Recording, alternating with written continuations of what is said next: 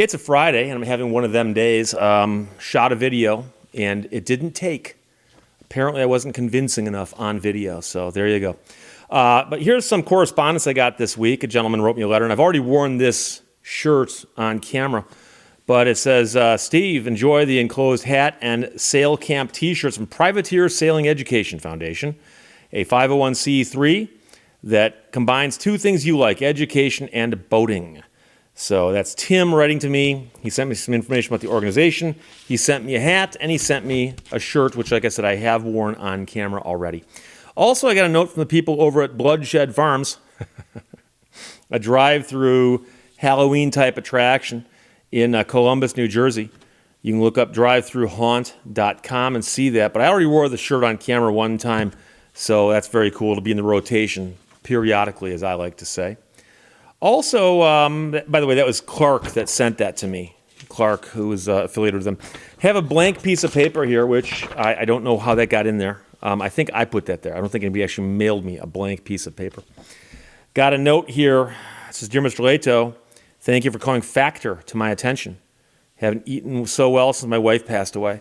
And I've mentioned that I've had a couple advertisers supporting me on this channel besides what happens with YouTube. And I do not endorse products unless I use them, like them, and feel I can endorse them. I get offered all kinds of stuff, and I reject most of it out of hand, going, no, I'm not interested in your adult breakfast cereal because I don't eat cereal in the morning. Therefore, I doubt that I'm going to change my habits based on this, so I'm not going to endorse something. So therefore, it's not just it's a non-starter, as we like to say. But I've had 4 or 5 companies that pitched something that sounded interesting, and I tried them, and so far, Rock Rooster Boots and Factor. Yes, I've been pitched more things I've tried and didn't like. Meanwhile, I got a note here from a gentleman who says, Steve, I've heard you mention the passport of the Conch Republic. I thought you might enjoy owning these little pieces of conch memorabilia from Key West. Now, if you don't know this, Key West is a small island at the end of the Florida Keys, a series of islands. You can drive there because there's bridges connecting them. And a while back, somebody thought, hey, you know what would be fun is if we declared that we were seceding from the U.S. We're now our own country. And if you go there, it's so far away from everything else, it feels like you're on another planet or country. It feels that way. It's in a good way. So I've been to the Keys a few times. I always enjoyed my time there. But here is, in fact, a passport to the Conch Republic. And it doesn't have a name in it, so apparently I can just make this my own. And a border pass. I think you put this on your vehicle someplace, and the Conch Republic Immigration and Naturalization people will let you through. Now, of course, you can also just drive there. They'll let you in. It's a very friendly republic. I also have to mention, I get this beautiful newsletter from the Institute for Justice. I talk about them quite a bit on my show, the stories that they represent people who can't handle their own cases. Very, very important cases quite often. And so they put out this beautiful newsletter. And so if you are interested in that, look up ij.org. And if you contribute, I believe you'll start getting this newsletter. A lot of people tell me that they're impressed that they get this because, print seems to be going away. But they put out such a beautiful high gloss, full color newsletter. And you can see what they do there in greater detail. I also got this note from Eric, who says, Steve, I'm a big fan of the show. Been watching for many years now. In case you're curious, and I was, I'm writing this letter using the Panasonic electronic typewriter R320. Hope I can make it on one of your mailbag episodes. So that is, of course, a wonderful piece of analog mail in the truest sense because it was not done on a laser printer. Of course, an IBM Selectric would have been a nice typewriter also. My mom had an IBM Selectric. And that's the one that you fired it up and it rumbles, and you hit the keys and bam, bam, bam, bam. I mean, it was just a real industrial machine. I mean, it was. I think you could probably take that thing out and drop it from like a 5-story building onto concrete, and it wouldn't break. It was just sturdy. It was the IBM Selectric. Got a really neat little card here, just a thank you card. and just says, Dear Steve, thanks for such informative, fun, and cool YouTube channel. So that's cool. I also got this note here from a gentleman, and this very, very nice handwritten note. And he talks about how I often say questions or comments, put them below. And he said, Steve, the problem and the disconnect here is that people think since you're asking for questions that you'll answer the questions. And when they get upset that you don't answer the questions, it's kind of on you because you shouldn't say questions or comments, put them below. He said, maybe you should say like comments and discussion below. And I'm going to see if I can do that. That'll require some work on my part because it's such a habit to say questions or comments, put them below. I might go comments and discussion, put them below. But then he also points out, he says, Steve, I saw your video, and you talk about the car, the turbine car, that's now in Michigan, and I wanted to know if you know the whole story behind it. I actually do, so thank you for reminding me. But if you have not seen it, there's a documentary on YouTube right now, released about a month ago, by the Haggerty Foundation. And I cooperated with them because it's about the Chrysler turbine car. And so I'm in it, Jay Leno's in it, my brother is in it. The reason my brother is in it, my brother works for a company that is helping Jay try to get his car back on the road. It was not widely known at the time, but Jay Leno suffered a malfunction with the engine in his turbine car. And he called me, and this is all in the documentary, and I said, well, I know some people who are qualified to work on this. You just have to convince them to do it. Whole story's in the documentary. And I had him call my brother because my brother works at this company. And so now they are working on trying to get his car back on the road, and that's told in this much longer video simply about the history of the Chrysler turbine car. So the Chrysler turbine car, of course, is represented by that right there, but the documentary is amazing. I've gotten so many nice notes from people who said, Steve, I saw this documentary, I see that you're in it, I see your brother's in it, and Jay Leno's in it. It was wonderful. It was wonderful. I've had more than 2 people tell me that they were either in tears or brought to tears by the end of it because there's some fairly moving things in the story, which you wouldn't think could happen in a documentary about a car, but it does. I also got this note from Carlene who says, Steve, I'm one of your newer subscribers and I really like your channel and I like seeing all the t-shirts you get. And so she sent me one of the bridges of Pittsburgh. It's kind of like the bridges of Madison County, but the bridges of Pittsburgh. And I have not worn that one on camera yet. I will shortly. I have behind the camera, I'm guessing 150 t-shirts. That's the current rotation. I've got several thousand t-shirts now because I pull them out of rotation periodically. So I will work those into the rotation soon. Now, I got these in the mail, and it says in the back, insulation for your fridge or the back of your Exploder. He's referring to my Explorer. And it says, of course, no camping in the left lane. And that's a reference to the fact that many people will get in the left lane in a multi-lane road and just drive there like they're not in any hurry, not paying any attention to people stacking up behind them who want them to get out of the way so they can go. And so the left lane is often referred to as the passing lane, sometimes as the fast lane, although if I call it that, people freak out. But you're supposed to travel in the right lane and overtake in the left lane. But if you are driving slow in the left lane, they often say you are camping in the left lane. So we don't want you doing that, of course. Also got a note from the California Maritime Academy. Don't think I've worn this on camera yet either. Kurt sent it to me. And he said that he had gone to school, which is now part of the California State University system. So it's called CSU, Maritime Academy. One of the 6 maritime academies, including Massachusetts, Maine, New York, Texas, and the Great Lakes Maritime Academy in Traverse City, Michigan, which is up here in the lower peninsula of Michigan. And he points out that the mascot of his school was the keel haulers, and it's probably the only college mascot in the U.S. that is a form of torture. Now, you've got the Eagles, you've got the Warriors, you've got the Fighting Lions or whatever. The keel haulers, yeah, I suspect that probably is, unless somebody comes up with the denoginators or something. But I don't think that you have to worry about losing that title anytime soon. I also got this very kind note with a t-shirt, not worn on camera yet, but I will, from Olivia, who is a 20-year-old college student and the founder of a nonprofit organization called Lights for Kids. What we do is collect and donate new sets of battery-operated string lights and other joy-bringing items to children's hospitals across the country. To date, we've donated over 5,000 sets of lights and over 1,000 joy-bringing items to 38 children's hospitals in 27 U.S. states. And it's a nonprofit. It's for a good cause. And their website, which I'll put in the description below the video, is lightsforkids.org. And that's lights, the number 4, kids.org, lightsforkids.org. And it's just a young person, 20, who just decided to come up with a way to help brighten the lives of other people.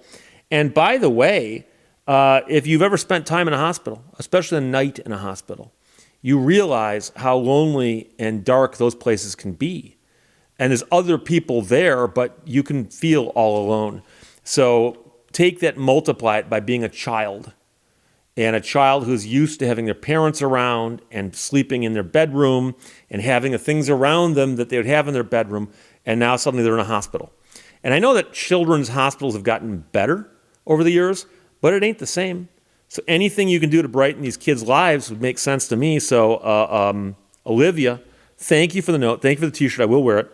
But lightsforkids.org, lights, the number 4, kids.org. So finally, I got to tell you, I got an email yesterday from somebody. One of the annoying things I find is that people will write me an email, and I'll respond to them with a question, and they won't write me back. And I'm curious, if you expected me to respond to you, why can't I expect you to respond to me?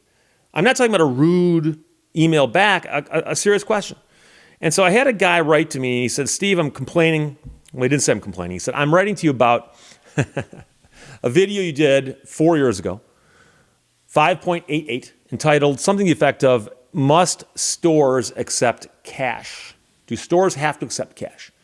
And the video came out, like I said, 4 years ago. And in it, I said that a lot of people tell me that it's the law, you must accept cash. It's a federal statute, and if you don't, you're breaking the law.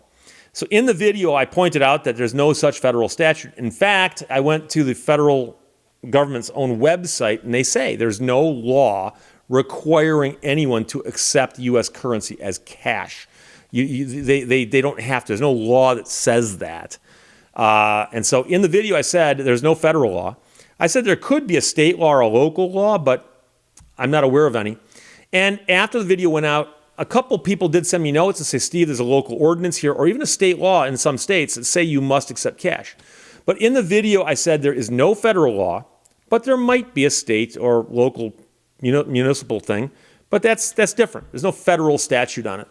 And this guy wrote to me and he said, Steve, under the video, I commented and pointed out that you're wrong because there are places that require by law that you must accept cash. You're wrong. He said, so you need to change the video. And he goes, here we are, a few years later, you haven't changed the video. Well, first of all, I don't know what you mean by change the video. Do you want me to go in and edit it and re-upload it? I don't want to do that. But number two, the video is correct. I said there's no federal statute, and I'm not aware of any state or municipal. By the way, at the time, I wasn't aware of any state or municipal. I wasn't. So what I was stating was factually correct. And it's not even misleading because people have commented below saying, well, there is a state here or a statute here, whatever. So if somebody wants to go and look at a 4-year-old or a 5-year-old video, read the comments and go, oh my gosh, I was misled because this guy said something 4 years ago where he was even vague in his answer and said there might be, and people are pointing out that there is. Oh my gosh, I'm still misled. I find that strange. But the weird part is that he then said, oh, and by the way, you need to get rid of that bet. You need to get rid of that bet. Now, here's the thing. I'm going to tell you my theory. This guy didn't write to me about the contents of that video. He was upset about the bet. Now, you say, Steve, what bet? See, some people don't know what I'm talking about. But you might know that on this set, for the last few years, has been this $100 bill. This has become a joke unto itself. And what happened was, and I'm not going to get too heavily into it because I don't want to start another argument here, but quite a while ago, I'm guessing 5-6 years ago, I had a contest, an actual contest. It wasn't a bet, it was a contest. And I said that I've heard several people claim there's a law that says such and such. There is no such law. If you can find that law, I'll give you $100. And by the way, I spelled the rules of the contest out in such a way that it would comport with YouTube's own rules on contests. You can't just run a contest on YouTube, technically, without having rules posted. And YouTube even says, for your contest to be legal and for us to allow it, you have to include these rules in this form. So I posted the video with the rules in place, and I actually said, and by the way, there will come a time where I will take this down and cancel the contest. It's a contest, not a bet, it's a contest. So about a year and a half later, I took the contest down. Nobody won. I took it down, ended it. But the $100 bill was on the set, and I had jokingly said, since no one's going to win the contest, because that's part of the joke, is that it was an impossible contest to win, I said, I'm going to put this back here, and it will become a fixture on my set, because no one's going to win that $100 bill. It's going to always be there. It'll be there till the end of time. And after a while, I started moving it around because I thought that'd be funny, because I said it's always going to be there. If it's not where it was yesterday, where is it today? And that became a thing. So on my channel, of all the strange things that have evolved over the years, the Canadian robot lady, by the way, if you go back to when I first had her introduce my videos, I got so much pushback about people who hated her. But a lot of people also thought she was a robot, which is why we called her the Canadian robot lady, because she's from Canada, but she's not a robot. But that was the joke. And so I had her at the end of a video say, by the way, I'm not a robot, but thanks for listening. And then that evolved into the little things that are at the ends of the videos now. And of course, people love her now. So I was right to override the feedback I got on that one. And the $100 bill, unfortunately, I can never spend that money. That's worthless money. I can't spend it ever. So I got to keep it on the set. Now, a gentleman did send me a bunch of these fake hundreds, and he said, hey, Steve, why don't you just put a bunch of them, or one of them back there, and no one will know the difference. I said, yeah, but I'll know the difference. I'll know the difference. So anyway, the guy sends me this thing about how wrong I am to have said there's no federal law, that there might be a state law, because he found a state law, which I said there might be. He then says, oh, and you need to get rid of that bet, which is really why he wrote. So I wrote him back, and all I wrote was, what bet? Because I'm curious to know what he's going to say. What bet? And he didn't write back. He did not write back. So if you send me an email, and it starts off with, Steve, you're a moron, all I'm going to do is block you. I'm sorry. And if you write me an email that says, Steve, you're wrong because you wrote this, you said this thing in your video today, I'm probably going to write you back and say, I'm sorry, but I don't argue with people on my work email. Okay? So abusive emails get blocked. Argumentative emails, quite often, I respond by saying, I won't argue with you here. That's it. But if you write me an email that's not abusive and appears to have a legitimate thing in it that I should respond to, I'll respond. And so the guy wrote, you need to stop that bet. And I wrote, what bet? He never responded. Never responded. Now, number one, the only thing I can think of is the $100, but that wasn't a bet. That was a contest. And two, I stopped that contest 3 or 4 years ago. So I can't stop it anymore because it's stopped. So if I had to guess, here's what happened. This guy saw the video when it came out, 5.88. So I'm in season 9 now, so it's 4 years ago. He saw the video back then and wrote an impassioned thing about how wrong I was because he knew of a statute that I didn't reference. Whatever. I didn't apparently respond to his comment. And so here we are a few years later, and YouTube probably recommended my video to him for whatever reason, and he thought, oh, that's still up? Well, that guy's wrong. And he watched it again and realized I hadn't changed the video. So he felt compelled to write to me, but really the reason he's writing is that the $100 bill is still on the set, and he's offended by that. That's really what's going on here. So that's my speculation, because when I said, what bet? He's thinking to himself, okay, wait a second, I wanted to start a conversation. I was going to start it by the fact that he's wrong, and he jumped right to the bet. And that's really what I'm writing about. How did he know to do that? I don't know. That's my speculation, but I can't always guess why people do or don't do the things they do or don't do. But that's my best guess. So there you go. If my luck holds out, and you're seeing this right now, it means that the card accepted my video. If the car didn't accept my video, the question is, will I reshoot this a third time? Or will I try something else? Who knows? Comments or discussion, put them below. Others will talk to you later. Bye-bye.